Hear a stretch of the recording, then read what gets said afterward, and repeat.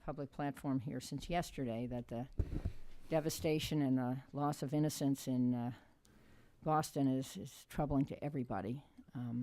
I, as one who, along with Adam, has followed security and terrorism issues for a long time, certainly predating 9/11. And in fact, I was one who worked on one of these commissions that predicted a major attack on U.S. soil. We all know that there is no such thing as 100% security. We also ought to know, if we didn't know before, how impressive our first responders are. If you looked at the video and if you turned on your television, you couldn't miss it.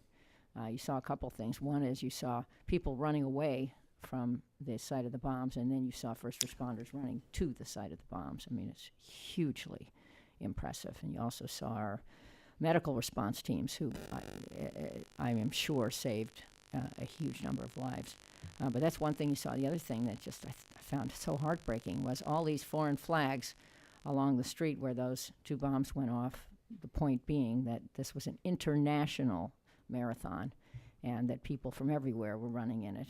And it's one who's actually run a marathon, not that one, and completed it. Hey, I know what fun and festive occasions those are. And so here were people from everywhere celebrating the fact that they had completed or were about to complete this enormously difficult feat.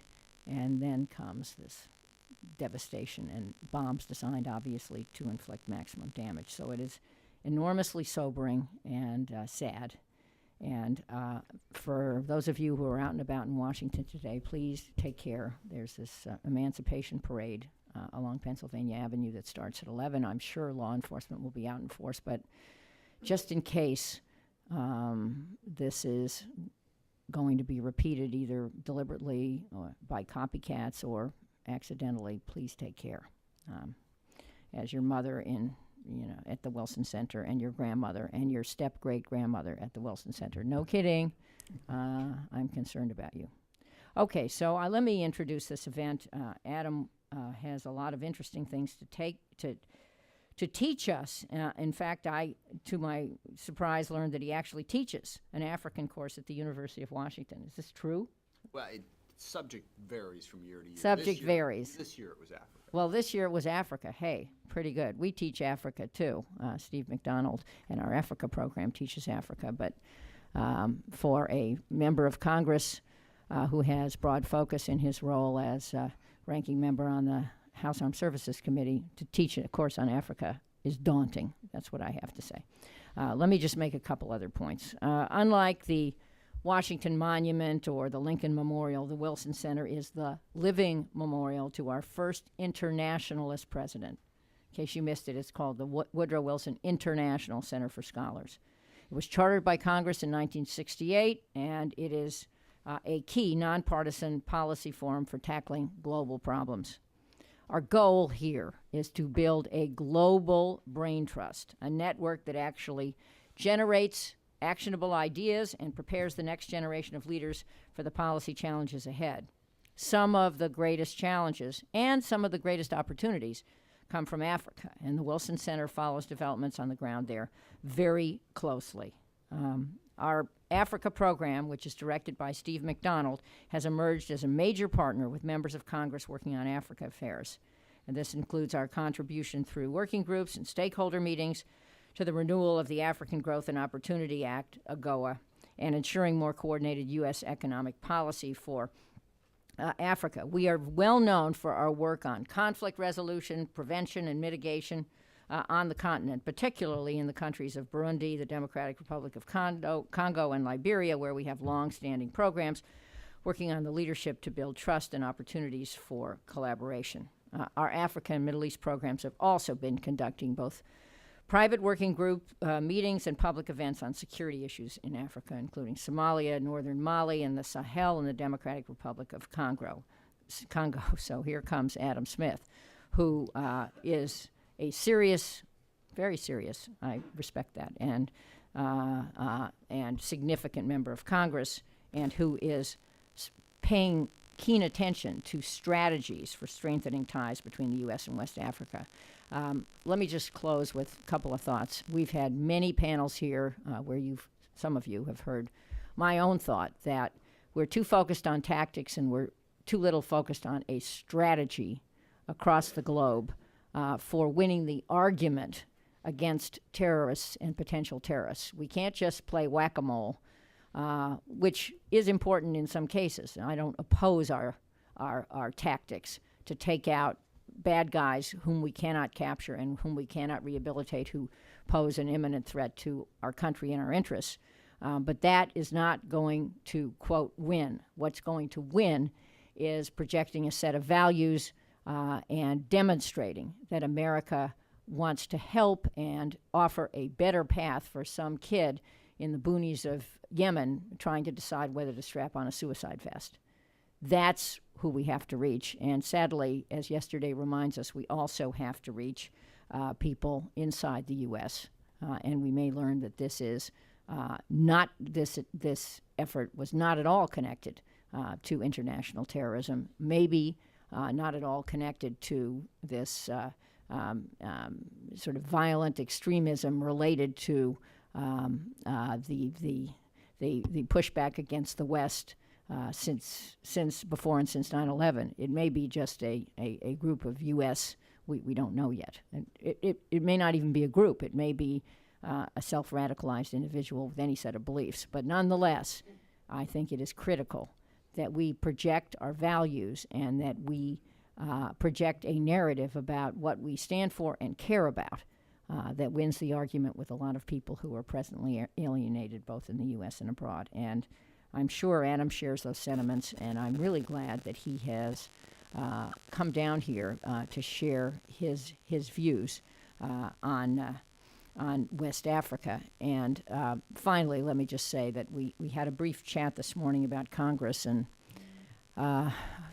wither Congress. And one of the things that needs to work in Congress, in addition to the people in Congress, many of whom, as I have said often, are impressive in both parties, is the committee system. And Adam points out that the armed services committees in both houses work. They may be the only committee that actually act on a bipartisan basis after having public hearings to produce an authorization bill which goes through a conference, and that means the differences are then worked out, and the House and Senate pass a final version of the defense authorization bill. I surely remember that because I represented a defense-dependent district. But I think as I now welcome Adam, we ought to thank him for being one of the handful up there who can actually get things done. And it's a pleasure, Adam, to see you again and often and to welcome you to the Wilson Center. Please welcome Congressman Adam Smith.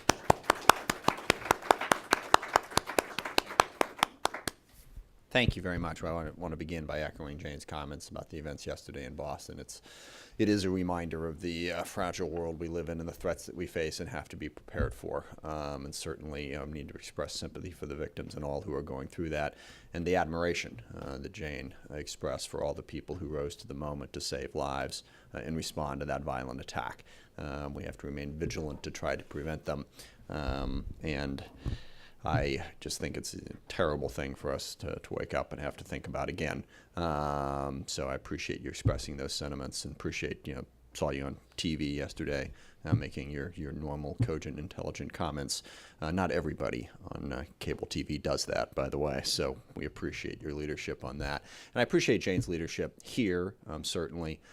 Very, very impressive institution, but also in Congress.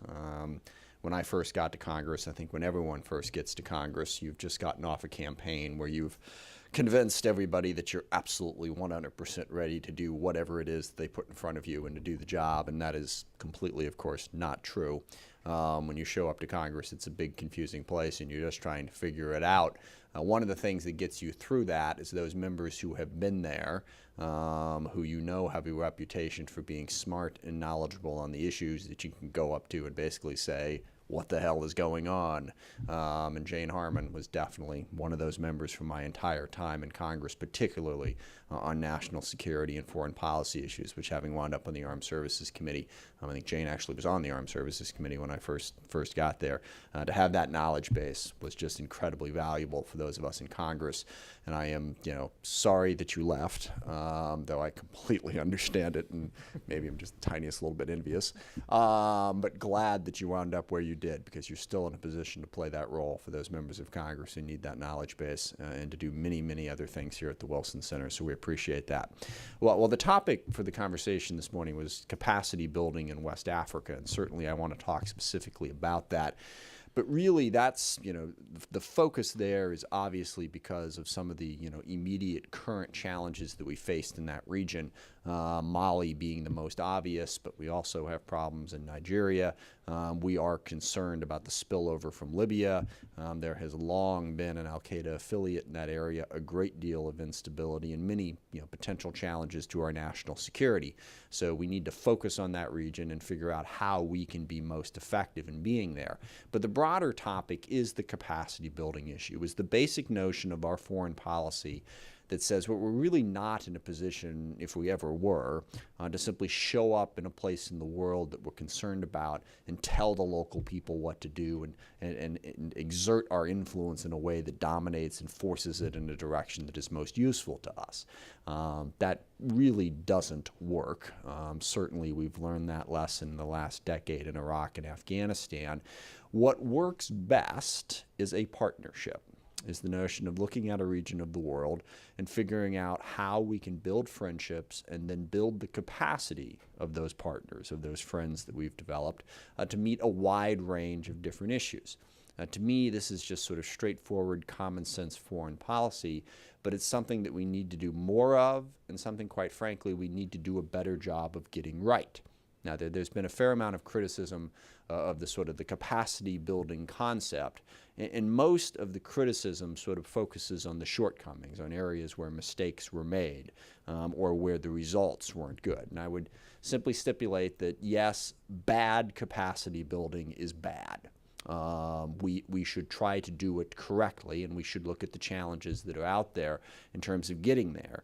But it is absolutely critical to our national security interests that we figure out how to partner with key nations in key parts of the world to grow their capacity. And to grow their capacity not just in security. Security certainly tends to be an initial focus, but in development, in trade, in governance, to build those stable places in the world where radicals are less likely to grow up and where people are less likely to follow those radicals. And I think that's a key and important point. I've heard many people say that it's a misnomer that poverty and lack of opportunity causes terrorism, causes people to join these groups. And I think what is missed there is, they tend to look at, well, bin Laden, I mean, my goodness, the guy was worth billions, or all the other people who have followed who have come from the upper middle class.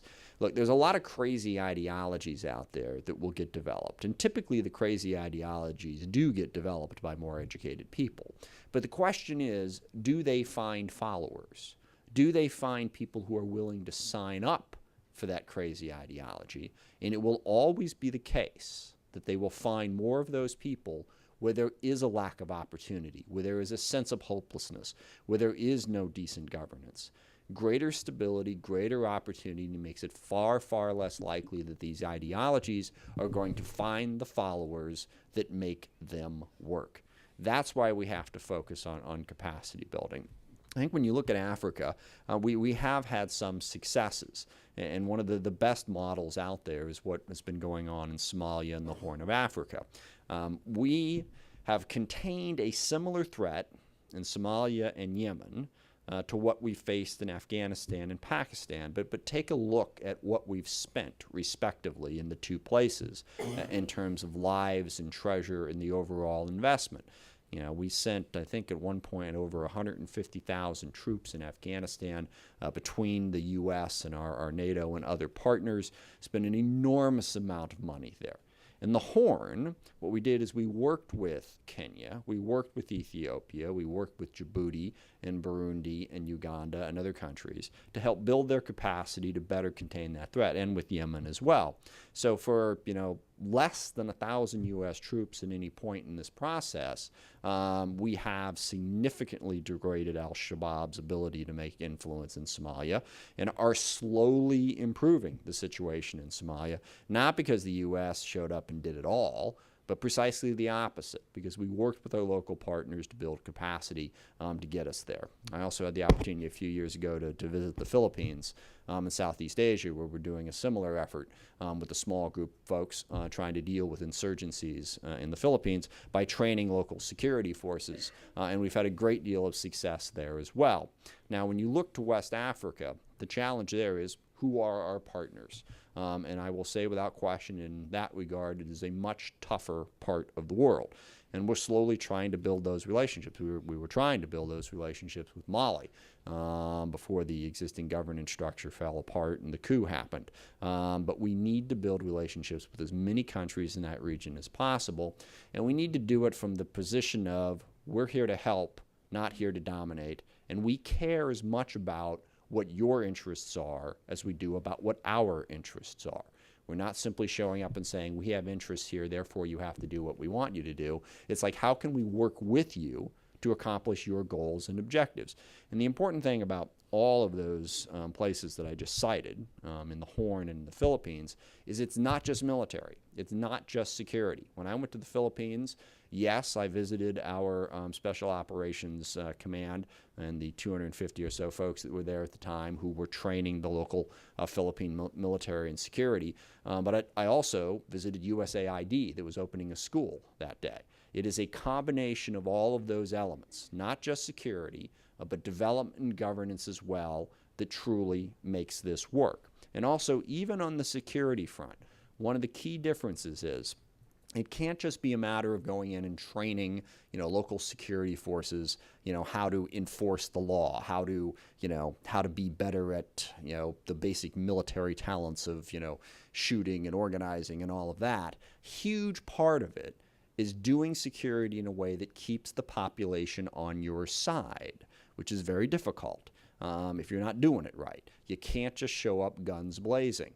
This is, counterinsurgency.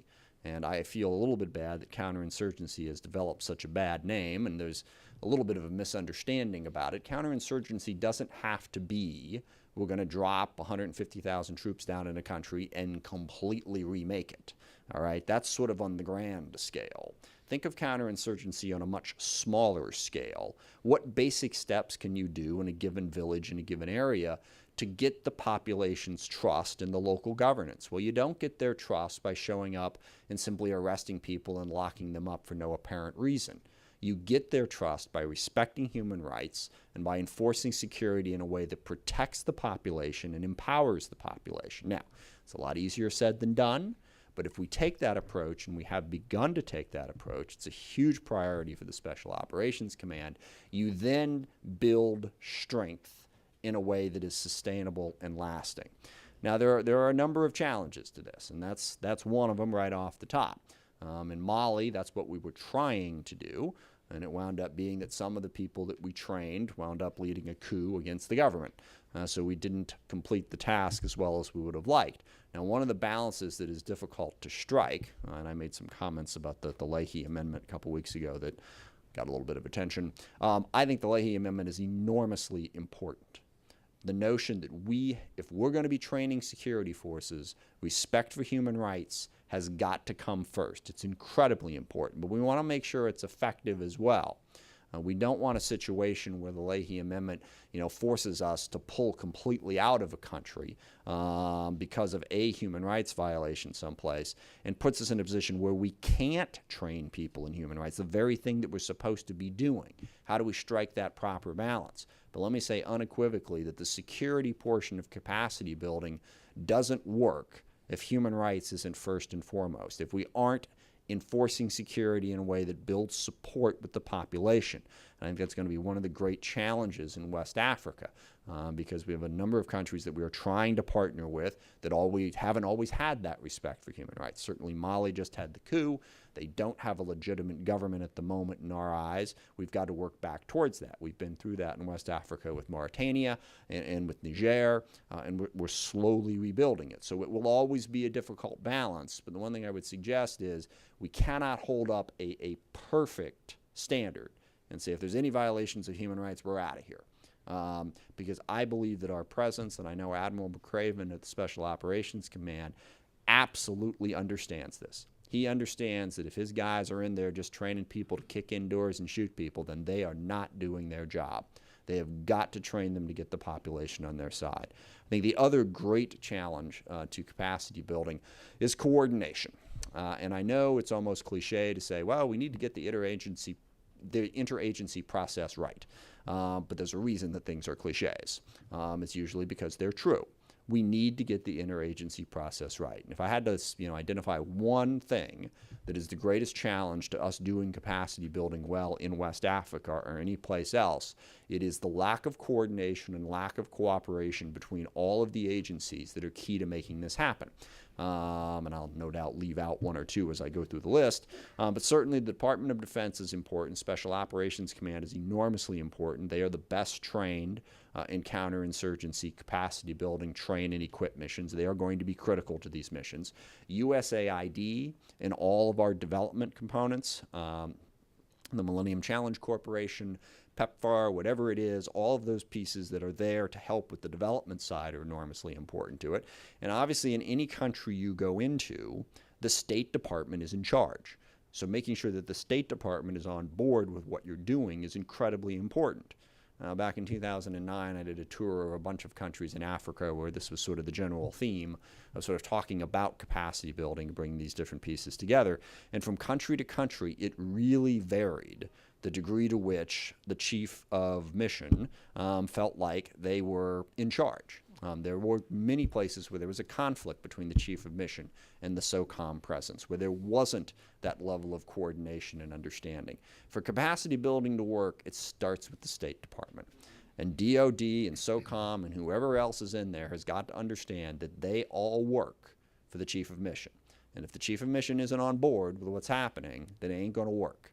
You can't work around them and make this function. There's got to be this coordination between all of the key elements to our foreign presence so that we're all on the same page and we're all working together. And quite frankly, that's not happening right now. In a lot of places, in Africa, certainly was the case in West Africa, you've got 4 or 5 different people taking a different approach. And their general approach to the working together thing is, well, if no one's paying too close of attention to me, I can force my way in over here and then I can get everybody to agree with me. If you got 5 different people doing that, you're not going to get anywhere. And they may get somewhere in the short term, but you don't have the type of coordinated policy approach that's going to be necessary to being successful. I firmly believe that capacity building and interagency cooperation is the single best way to advance our foreign policy interests in the world. No doubt about that whatsoever. If we use the tools of our Department of Defense, of our diplomacy at the State Department, of our development at USAID and elsewhere, use those tools and then build the capacity of local partner nations to do those things on their own as well, that is our best way to advance our interests in West Africa and Africa more broadly, in a whole lot of places throughout the world. But we've got a lot of work to do to get it right, to figure out how to strike that proper balance. The Armed Services Committee is very focused on that. We are trying to work with our partners in the Foreign Affairs Committee to try to develop the right policies. But ultimately, it's the White House, ultimately, it's the State Department that are going to have to take the lead and make this happen. So I think this is a critical area. Certainly, West Africa is a place where we are going to be seeing this play out. We're looking for partners. We're looking to build a coalition to deal with the challenges that we face in Mali, Nigeria, and Libya, and elsewhere. And getting it right is going to have a great deal to do with the success not just of our interests, but also of the peace and stability in that part of Africa. And let me close by saying that there is an enormous amount of opportunity in Africa. I think that's one of the most exciting things. The Economist had a front page story here about a little more than a month ago now, talking about some of the fastest growing economies in the world are right there in Africa. The opportunity for Africa to become a vital economic partner in a growing and prosperous part of this world is enormous. And that's great for them. It's great for the world. It's also an opportunity for the U.S. if we build the right relationships right now to take advantage of those growing markets and to build those partnerships and build those friendships in a positive way. So I thank you for the opportunity to be here. Again, I thank Jane for her tremendous leadership in Congress and her tremendous leadership here at the Wilson Center. I'm going to sneak over there and grab my water, but I will be happy to answer any questions or take your comments. Thank you for the chance to be here this morning.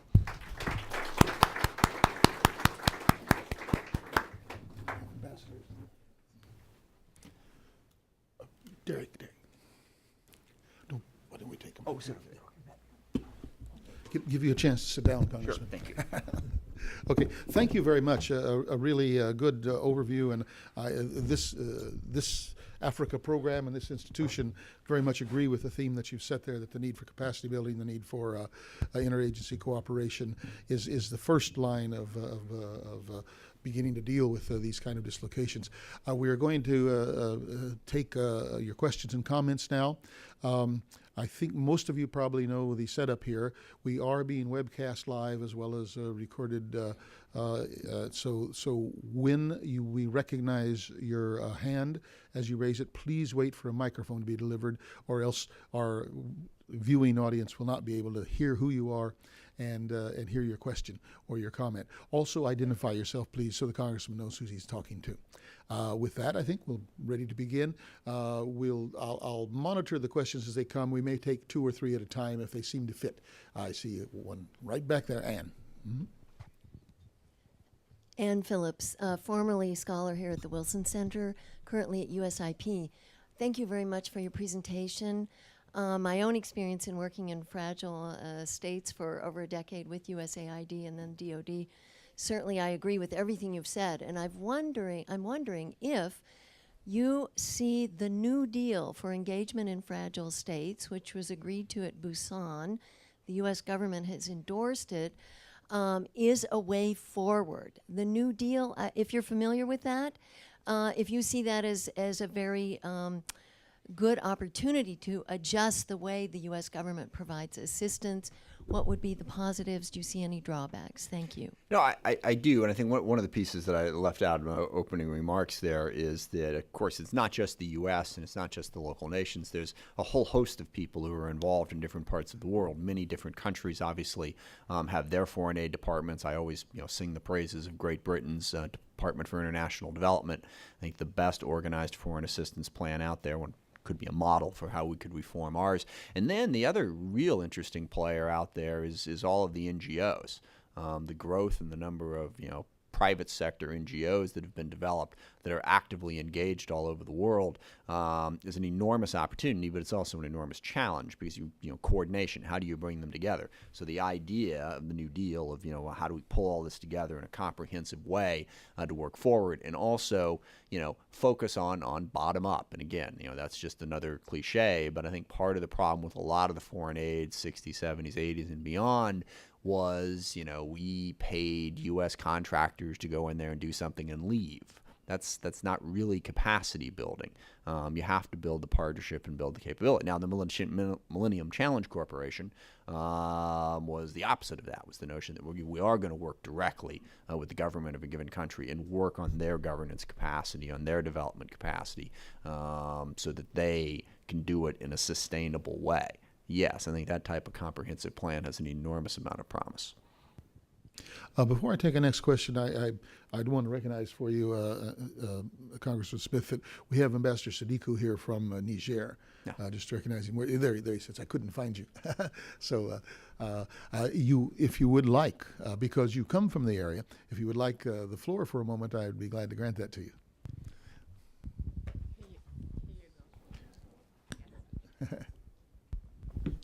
Thank you, Steve, Congressman. Thanks so much. And let me first of all, I'm Aman Sidikou, ambassador of Niger to the U.S.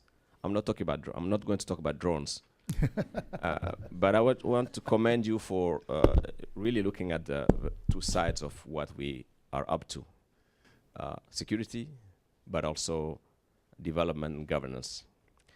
I've been long enough in the U.S. before I assume this capacity to know that you guys call a spade. But I've also learned to do that. We have heard recently sweeping statements about capacities or lack of capacities in West Africa, particularly regarding Mali, coming from folks in the administration. In the area I come from, we say 2 hands wash each other. So there is a need for some respect sometime when we talk to your partner. And if partner has no capacity and one hand keeps saying to the other, oh, you don't have any capacity, you know nothing, it doesn't help. What I want to say here also is that we are dealing with situation of fragile states, yes, where everybody is a St. Thomas now. People want to see things on ground to believe that, yes, democracy can work. Yes, partnership is working. I'm not talking about my friends of Peace Corps and USAID, because those are the good ones. But I wonder if really the US is putting enough on ground to make things work, beside arms and counter-terrorism. That's the comment I had, and I would like to have your take on that. Thank you. Thank you, Yeah, Ambassador. I think it's a very legitimate point. There's an imbalance clearly in the U.S. budget when you look at the Department of Defense budget and you look at our development budget. There's absolutely no question about that. How we shift that, I don't know. It's a challenge, but I think that's a legitimate point. Are we really putting enough into the development governance piece, or do we just let the security piece always sort of weigh down everything else? Now, one of the encouraging things is, as I said, I think the Special Operations Command in particular understands that they have to re-achieve that balance. Part of the way they've re-achieved it is the Department of Defense is now, spends as much money on development, I think, almost as USAID.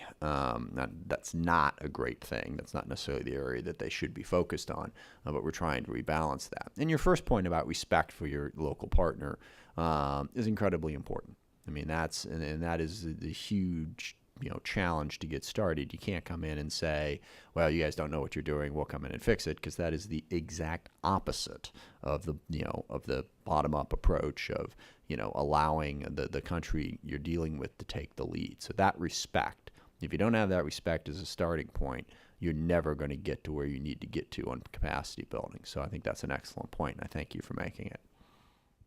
Okay, I saw a hand, yes, right here in the middle. And then, Sir, I just want to. identify yourself, please, I'm a South African attaché here in Washington. to the embassy. Yes. Yeah. Mhm. Just want to know very clear the concept of capacity building. Is it a new concept, or do you have a specific plan as to when we say capacity building in West Africa? This is how we are going to do and identify those elements that you really need to attend, or it's just a small shift in terms of our foreign policy towards African or West Africa, and then looking at the obviously there's element of national interest here from the United States side. Is this capacity building a identifiable program that this is what is going to address? Thank you. Yeah. No, I think it is. It's a relatively new concept. Let me just also comment that part of the key in Africa is to work with partner African nations, and certainly South Africa is a critical player throughout the continent, and is taking a leadership role in a number of different places.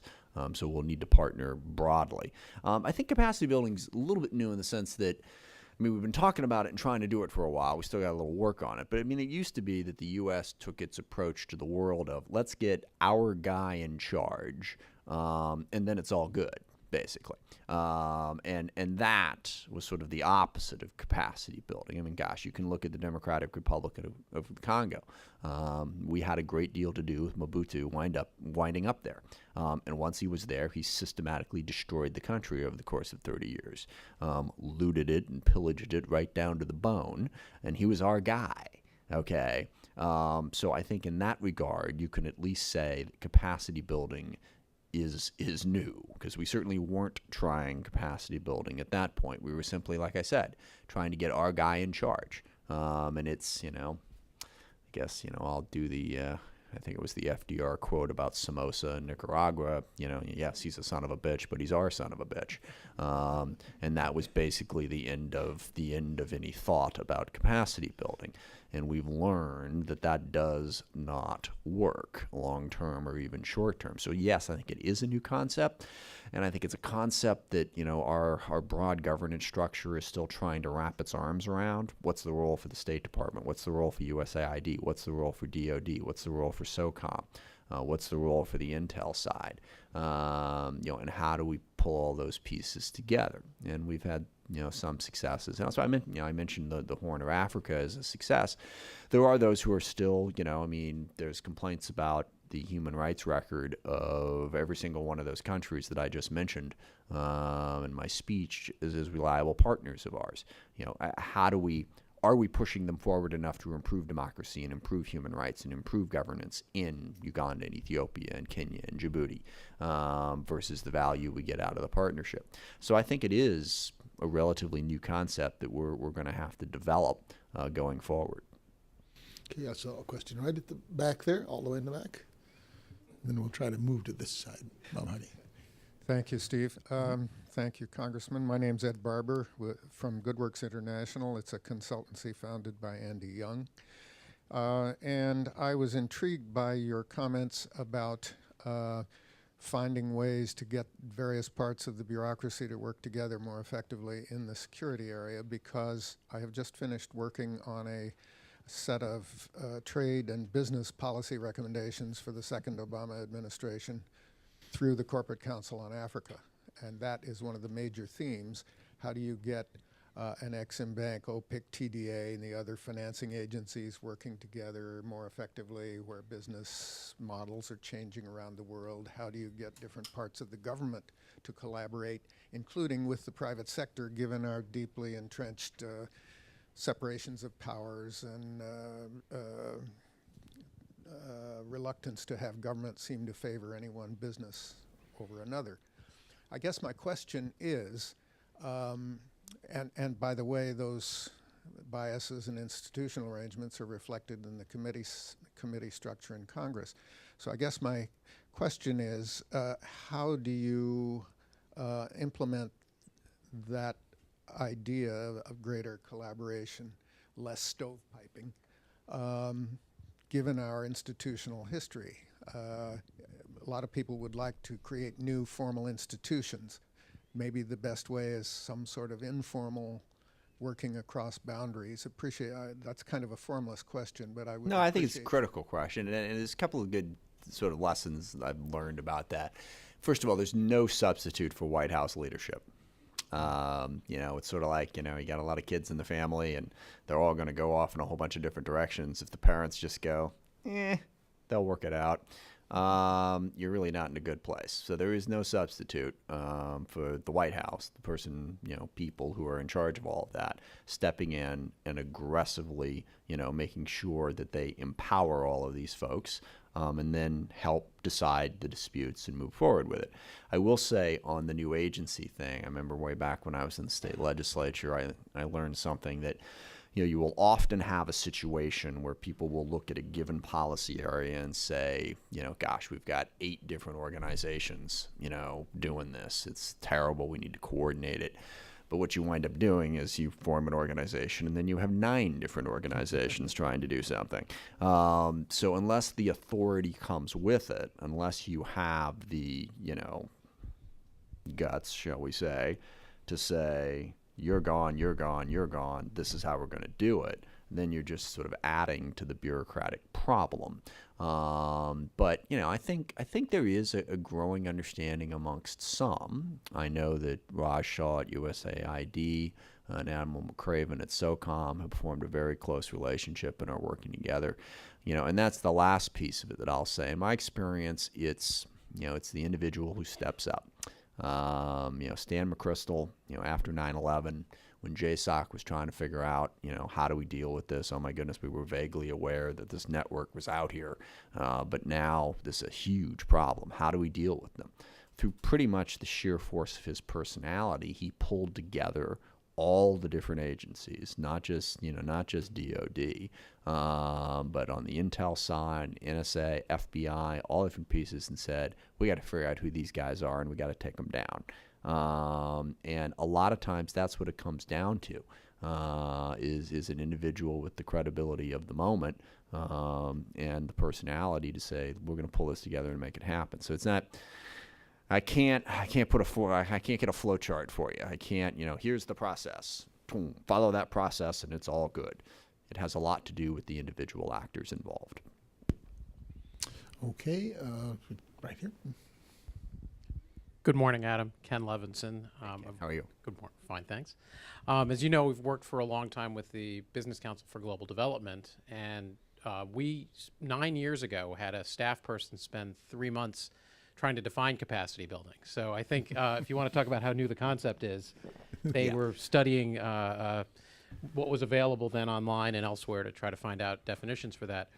I wanted to just ask you a question, maybe just throw a softball your way about one other part of the interagency coordination that we haven't really talked about, and that's the role of trade. Yeah. And how that fits in across the various channels you were talking about. Yeah, thank you. And I meant to make that part of that previous answer there and then just forgot. Now, look, business is a key part of this as well. Because to a certain extent, once you get, if you're dealing with aid, if you're dealing with all the government aspect of it, it's different than if you just do it because it's good business. Good business has a self-perpetuating sort of, aspect to it that government programs never will. People do it because it makes sense. It's private sector. They're going to make money out. It's a good, and that's what's starting to happen in Africa. And I want to praise, Ken and Claude Fontaine for the work they've done with that group, because what they did is they went out and they pulled in a lot of key businesses and then a lot of key NGOs to talk about how you can expand business opportunities in Africa. And that's what is really starting to happen. You've got private sector companies, doing business. It's a huge market. There's a lot of, development possibilities there that are starting to happen.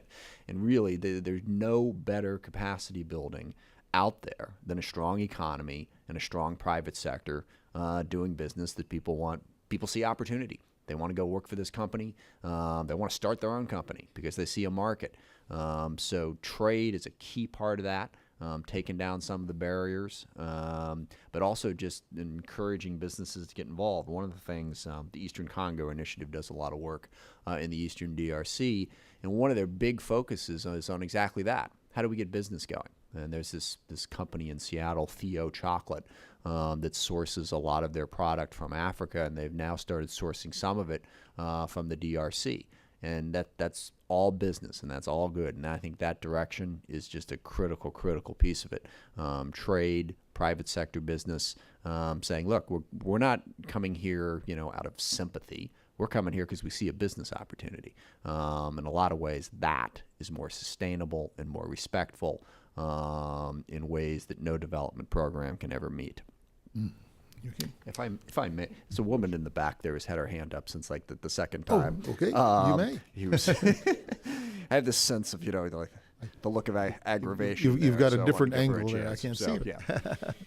Hi, my name is Caddy. I am from Guinea. I'm a current student, so my dog is not in this fight. Don't take anything personal.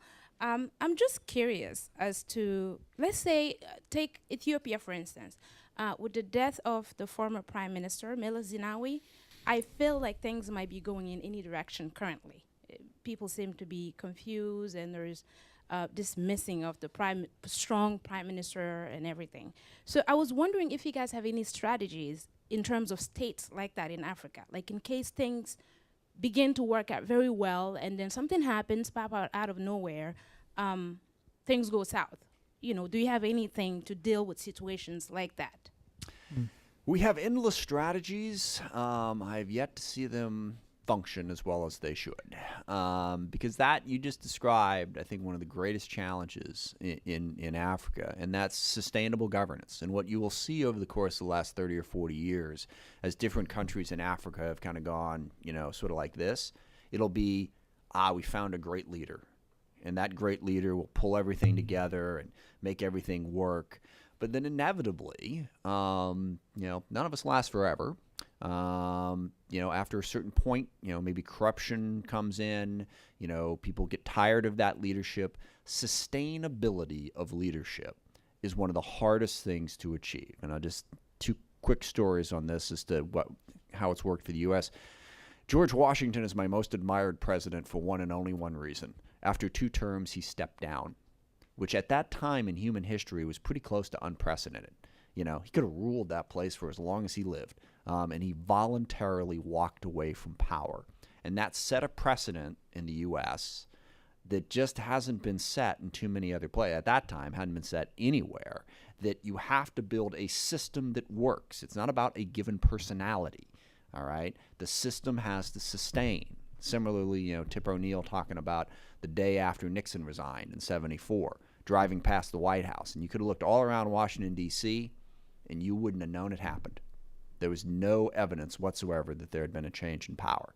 You know, the most powerful person in the world, arguably, had just been driven out, and everybody said, okay, who's next? And went back to work. How you build that into a culture, how you build the acceptance both of a leader being willing to step aside and of having a system strong enough to follow on with another leader, I think is the absolute key to sustainable success in Africa.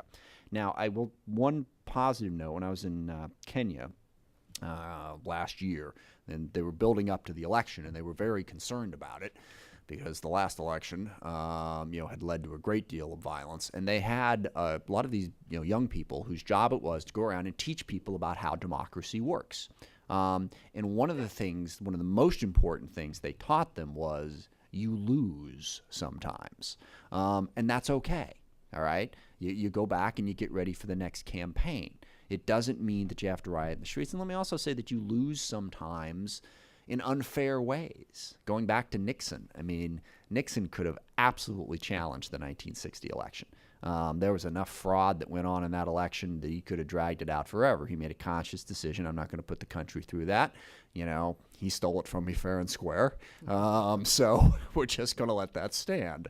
I'm saying that was Nixon's opinion, not necessarily mine.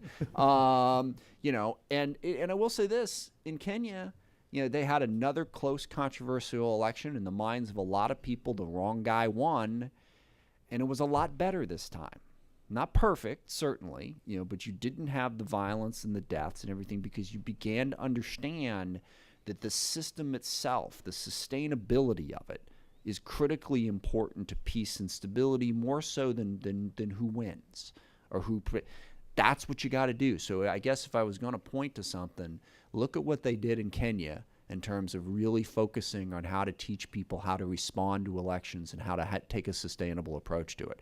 It seemed to have a positive impact. There's many, many other things that have to happen, but you're right. That's the greatest challenge. You get one person in charge who does a great job, that's great, but what comes next? How do you build something that's sustainable? Okay. I saw this hand right here, and then the lady behind him next. Hi, thanks for your comments and for your good work. I'm John McCauley. I'm a professor of African politics at the University of Maryland. I agree with much of what you said, but I want to just offer a comment and you can respond as you like. If you look at, for example, these Pew Foundation polls asking Africans how favorable they view the United States, you find that across much of West Africa, Africans view the United States more favorably than Americans do. This suggests to me that the problem is not at the bottom. If we're concerned about stability, it suggests to me that we don't have a hearts and minds problem in this part of the world as we do in other places. I think instead the problem is with an unwelcome, very small minority and weaknesses in the institutions at the top. So I don't think that we're facing a battle of changing hearts and minds. I think we take out that unwelcome minority, and I think we create incentives, as you were just suggesting, to reform the institutions at the top and to create respect for the executive. And you can do that with money, right? But I think our policies that are reaching the hearts and minds, exactly like the ambassador and Ken noted, are things like the Peace Corps and USAID and trade, right? But our best strategies for creating stability are creating the incentives to address leadership at the top and create strong institutions. Yeah, thank you. And actually, that's important because I didn't explain myself as clearly as I should. When we're talking about hearts and minds, it's not just how they feel about the U.S. The hearts and minds problem we have in West Africa is how they feel about their own governments. That's part of what we do as well, is to build the strength and faith in their own governments. Yes, the U.S. is part of it, but really the overarching theme, when I was talking about in the Philippines, it wasn't to get the people in the Philippines to like the U.S. It was to get the people in the Philippines to like their own government, their own governance, and their own security structure. That's the problem I think we have, is exactly like you said, is there's, the institutions aren't functioning, the people know it, and they don't respect them and don't follow them, and chaos follows. How do we help those countries get the hearts and minds of their own people? In some ways, is a big part of it as well. So it's not just how they view the U.S., it's how they view their own government as a stepping stone towards having a sustainable, workable government. Okay. Hi, thank you for your comments. I'm Stephanie Buell from IFAS. I was wondering if you could talk more about the role of civil society. specifically in those countries that have significant human rights violations? I'm sorry, I don't know what IFAS is. Oh, sorry. It's the International Foundation for Electoral Systems. Okay. There's a lot of observation missions on elections in Africa. Okay. And the question was about civil society and greater respect for human rights and how to read it. That is a very, very difficult. I know I can give you the basic bland answer, which is, we go in and we teach it. And I think we've done some decent things. I think the Millennium Challenge Corporation, that was part of the objective, was we're not just going to give you money. Okay, we're going to work with you to build a governance structure that respects all of those things and that actually helps people. And I think the Millennium Challenge Corporation, by and large, has worked. Now, Mali was one of the MCC countries, so it's obviously not perfect. But I think taking that general approach of a respect for governance, of a respect for your population is important. Where we get into trouble and where I have no answer is when do you cut somebody off, or how do you cut somebody off? Because, look, nobody's perfect. There's not a country in the entire world right now that there isn't some complaint about the human rights approach, all right? When does that get to the point where you just need to walk away? And if you walk away, do you make it worse? How do you strike that balance? And also, I think it hurts that in the past, as I mentioned with Mobutu and Somoza in my own way, it was so clearly not a part of what the U.S. was doing that we don't have a ton of credibility there to say, look, we know there's human rights problems in, gosh, I'm going to get myself in trouble here. But anyway, now remember, before I name a specific country, it's everywhere. But anyway, there's specific complaints about Ethiopia. And we got this huge partnership. But how can the U.S.? I have a fairly substantial Ethiopian population in my district, and frequently there's complaints about their government and what's going on. And the complaint is, how can you do business with them? Vietnam, another example. I have like one of the most diverse districts in the entire country. So name a country, and I've got a population there. And generally, those populations are at least in part dissatisfied with what their local country and their local government is doing, and what they want the U.S. to do is to punish that government. How can you have a trade agreement with Vietnam when they're doing this, that, and the other thing? And so how do you strike that balance? Because I don't think the appropriate approach is to say, you've done something wrong, we're going to beat our chest, talk about how awful you are, and cut you off. Because then they got to look elsewhere. And I really do believe that now, maybe not 30 years ago, but now the United States is one of the partners out there that is most concerned about focusing on the broader human rights question in a given country as we work with them, as opposed to China, which has the approach of, hey, you don't complain about what we do, we ain't going to complain about what you do, it's all good. That our presence is by and large a positive thing. And so threatening all the time to pull our presence if the human rights situation isn't correct is dangerous. But I also know you also can't just go, well, no matter what you do, there's going to be no consequences. We're dealing with this.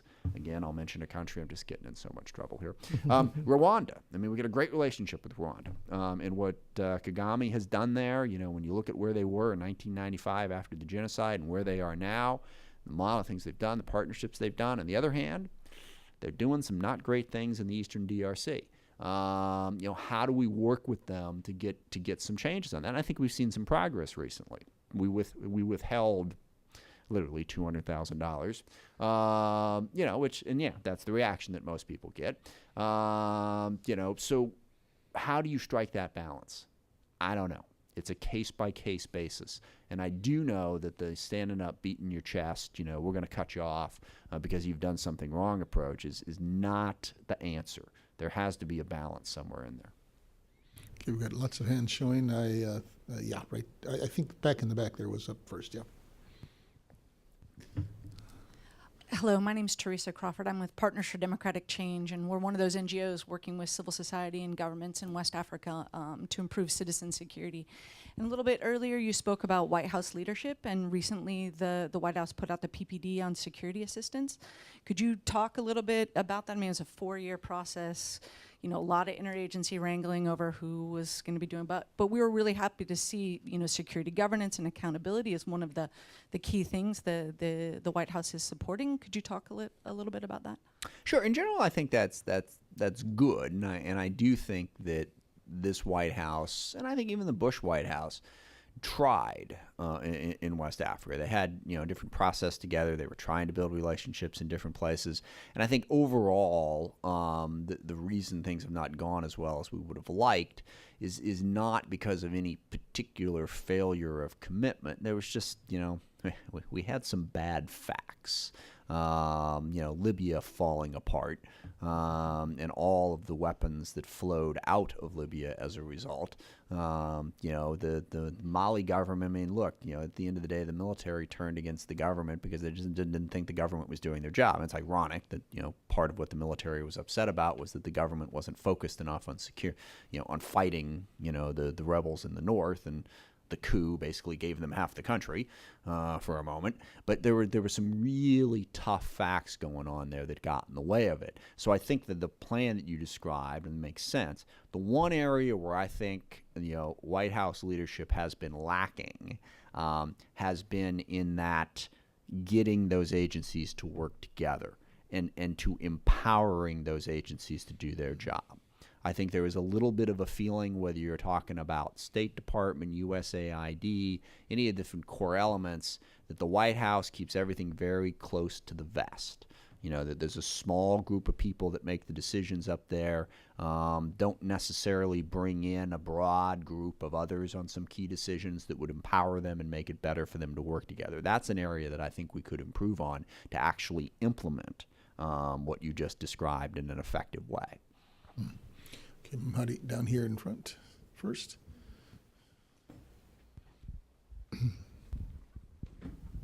Paul Miller, Catholic Relief Services. Thank you, Congressman, for your candor and your insight. Back to Mali, you mentioned White House leadership as maybe one of the things that could be improved in terms of the outcomes of a 7-year counterterrorism assistance, the Joint Trans-Saharan Counterterrorism Initiative. It was a complicated situation. There were hard facts on the ground, as you say. At the same time, again, the outcome was not what we had expected, what we were working for. How can we learn from those kinds of situations? In Afghanistan and other counterinsurgency situations, we learned that weapons as a money system isn't always effective either. But is it just the interagency, or how can we learn those lessons, recognizing it was a hard situation, but also making sure that whatever mistakes we did make as a government don't get repeated? Yeah, no, I think that's a really good question, and you emphasized in it what I'm going to say to start, because I just feel like I have to say it. Look, you can't fix everything, and I think that's part of it. Having a more humble approach to foreign policy is important for a lot of reasons. But one of the biggest reasons is, in much of the world, even in the parts of the world that those Pew Research polls will show don't think much of us, there's still this perception that if the U.S. wanted to fix it, they would. And there's a CNN man on the street quote from when that terrible movie showed and set off the riots all over the place. In which they talked to some young man on the streets in Cairo who basically said, "Look, if Obama didn't want it on the internet, it wouldn't be on the internet." Which is just like, I don't think you understand how the internet works exactly. But there is that perception, okay? And so one of the biggest things I'd love to see us do is show a little humility and humbleness and get the rest of the world to understand, we can't fix everything. And even if we aren't malevolent, I always have trouble with that word. I should have come up with a different one. In our intentions, we still may not be able to get it done. The U.S. is not able to simply go into these other parts. So humility would be a great place to start, so that the expectations aren't there. And I think of Afghanistan. Damned if you do, damned if you don't. Throughout the 80s, we helped them. 89, the perception is we pulled out, everything fell apart. If we just stayed in, everything would have been fine. Yeah, I don't think so. Then of course now we're back, and now you got half the people saying, how dare you be here? You're messing everything up. Don't you dare leave because it'll mess everything up. We've got to begin to build a relationship with the rest of the world that is based on a realistic understanding of what we can accomplish. I think that's number one. As far as the lessons that we could learn, from places like Mali where it didn't go as well. I think if you're going to commit to a plan, like, and I forget the initials, there's so many initials floating around out there, but for 7 years we had, a basic counterinsurgency plan in the Mali area. But I think what you would hear from a lot of people is the commitment was scattershot. That, yeah, we threw all these people in there, but then when there were conflicts between state and USAID or SOCOM and whoever, there were just conflicts, and nobody tried to go in and fix it. It's just, all right, we push the snowball down the hill and it's just going to roll.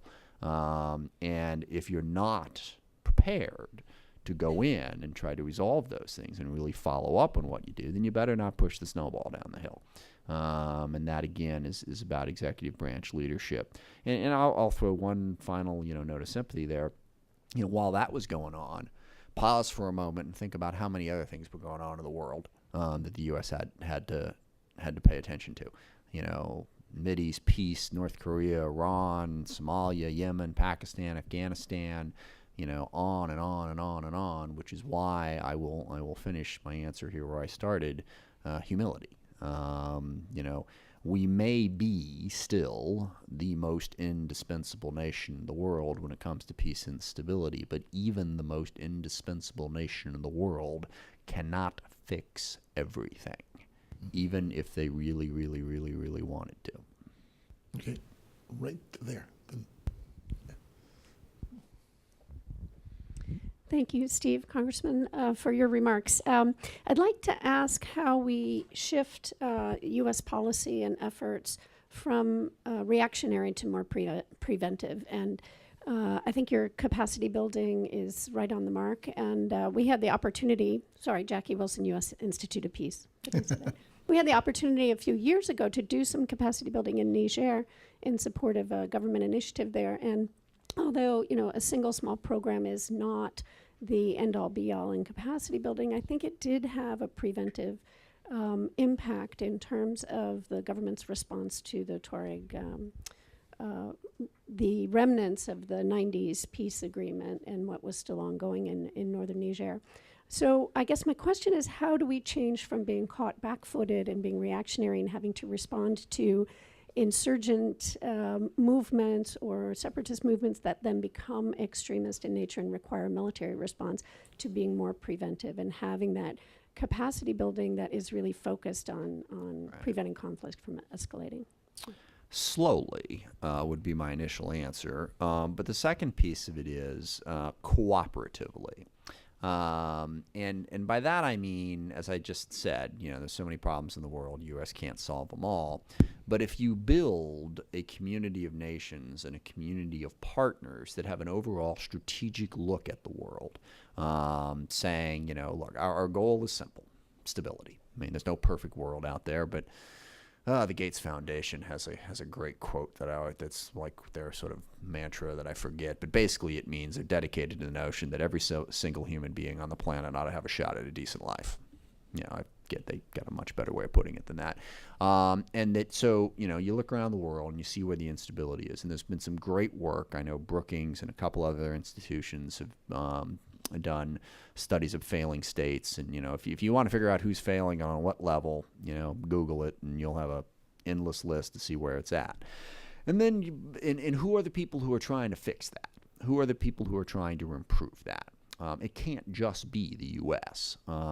There's a bunch of NGOs, and I tell you the other real key to it, and this too will freak out a lot of my colleagues on the Armed Services Committee in particular, is other powerful nations. It's China, it's Russia, it's Brazil, it's India, it's the European Union. It's us coming together as a community of nations, of the most powerful and prosperous nations of the world, and saying, how can we work together to create a more peaceful and prosperous world? Because, China is involved in a lot of things. I remember there's somebody who came up to me on the Armed Services Committee that was deeply concerned that Pakistan was, they're not terribly happy with us these days, as I'm sure you're all aware. So they were, the phrase that occurred to me is playing footsie with China. And we can't have that. And I was like, great. look, if China wants to spend money to help stabilize Pakistan, I'll be standing there saluting. Okay. If China wants to invest in Afghanistan, so that helps Afghanistan stabilize. The problem is, I think we're sort of back in this mindset. The problem is, the way most people would describe it is, well, we spend all this money, we do this thing, U.S. business ought to get all the business in Afghanistan. It's like, maybe I'm naive, but I'm coming out of the opinion there's enough to go around. And we need China and Russia and those other countries I mentioned to really be invested, to stop looking at a situation and saying that, well, if it falls apart, at least part of it's good because it's the U.S.'s fault. How do we build a cooperative approach to the globe with some of these emerging powers? That's what's going to be critical. No one country can possibly combat all of these things. I'm sure when we looked at the situation in Niger that you described, it was like maybe we looked at it for 30 minutes and then stuff. We can't get to that right now. If we had more partners, there'd be more we could get to.